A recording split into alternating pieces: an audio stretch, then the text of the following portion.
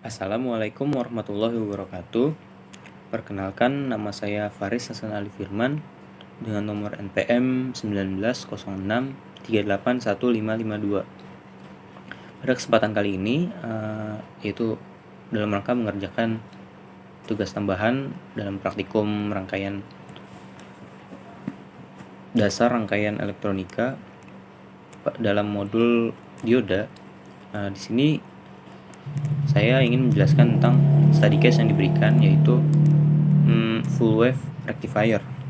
Nah, sebelum masuk ke full wave rectifier, ada komponen-komponen atau dasar-dasar teori yang perlu saya jelaskan terlebih dahulu atau perlu diketahui terlebih dahulu. Yang pertama adalah dioda. Nah, dioda ini adalah sebuah komponen elektronika yang bersifat aktif dan dibuat dari dua bahan semikonduktor yang telah didoping dengan material-material tertentu yang dirancang untuk dapat mengalirkan arus hanya dalam satu arah. Kayak gitu. Makanya dalam satu rangkaian jika dioda dipasang terbalik, maka tidak ada arus yang dapat melewatinya. Lalu dioda ini memiliki yang namanya voltage knee atau tegangan batas bawah, di mana saat tegangan yang melewatinya tidak sampai atau kurang dari sama dengan untuk kurang dari tegangan knee ini, maka tidak akan ada arus yang bisa melewati dioda tersebut. Kayak gitu. Terus dioda ini banyak digunakan untuk membuat rectifier atau penyarah arus. Penyarah arus ini maksudnya misalnya ada sinyal AC atau arus bolak-balik, dia bisa disearahkan, yaitu diubah menjadi sinyal DC atau arus searah, kayak gitu. Nah, salah satunya rectifier ini ada dua jenis, yaitu half wave rectifier dan full wave rectifier yang nantinya akan saya jelaskan. Lalu selain untuk rectifier, dioda ini jenis-jenisnya sangat banyak dan aplikasinya itu sangat luas sebenarnya. Contohnya ada dioda Zener, ada light emitted diode atau LED, terus ada photodiode, ada laser diode dan lain-lain. Nah, terus yang lumayan penting di sini adalah pada modul ini adalah Zener diode atau dioda Zener.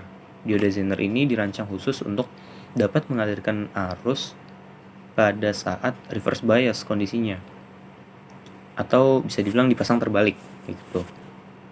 Sedangkan pada saat dipasang seperti biasa atau forward bias, dia akan bekerja sebagai dioda biasa. Nah, Zener diode ini memiliki yang namanya tegangan breakdown atau voltage breakdown, yang mana membatasi tegangan yang melewati dioda Zener tersebut. Misalnya ada pada rangkaian ini ada tegangan input sebesar 12 volt dan di tegangan output setelah melewati dioda Zener besar tegangannya menjadi 5 volt karena mengikuti dari tegangan breakdown yang diset pada dioda Zener tersebut, kayak gitu. Lalu untuk merancang rangkaian ini, aplikasi yang saya gunakan adalah multisym. Nah, multisym ini dirancang khusus untuk fokusnya untuk pembuatan rangkaian elektronika. Mirip-mirip dengan Proteus, namun Proteus ini lebih ke rangkaian digital, kayak gitu.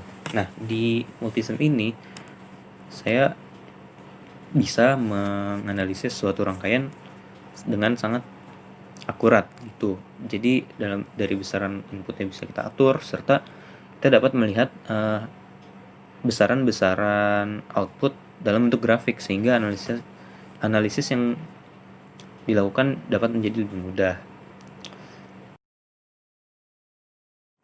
Ya, jadi ini adalah rangkaian full wave rectifier yang saya buat dalam multisym. Lihat bahwa inputnya adalah sebuah arus AC, dia laut atas dan laut bawah, dan di sini digunakan 4 dioda. Lalu satu dioda Zener, yaitu yang dipasang terbalik dan fungsinya adalah untuk membalikan arus, karena pada saat voltage yang melewati dioda Zener ini melebihi voltage breakdownnya, dia akan mengalirkan arus ke arah sebaliknya. Lalu ada resistor, yaitu berfungsi untuk mengurangi besar tegangan yang melewat agar dia lebih stabil di rangkaian yang telah dijadikan DC. Nah, jadi ini percobaannya dilakukan 2 kali, yaitu dengan kapasitor dan tanpa resistor. Dengan kapasitor dan tanpa kapasitor. Jadi di sini bisa dilihat dia di satu arusnya dari atas dan bawah dia masuk ke 2 dioda 2 dan dioda 4. Dia dijadikan satu di pertigaan ini, jadi searah. Nah, langsung pada grafik dilihat bahwa yang dengan kapasitor dia yang seharusnya sebuah gelombang DC sudah tidak memiliki osilasi, sedangkan tanpa kapasitor dia terdapat osilasinya kayak gitu. Maka full wave rectifier ini jika ingin mengubah ketegangan DC diperlukan adanya kapasitor. Nah, kapasitor ini berperan sebagai sebuah filter kayak gitu, filter dalam proses pengubahan arusnya yang dia itu menekan ripple yang terjadi gitu. Ya, jadi itu saja dari saya. Kurang lebihnya mohon maaf. Wabillahi taufiq wal hidayah. Wassalamualaikum warahmatullahi wabarakatuh. Terima kasih.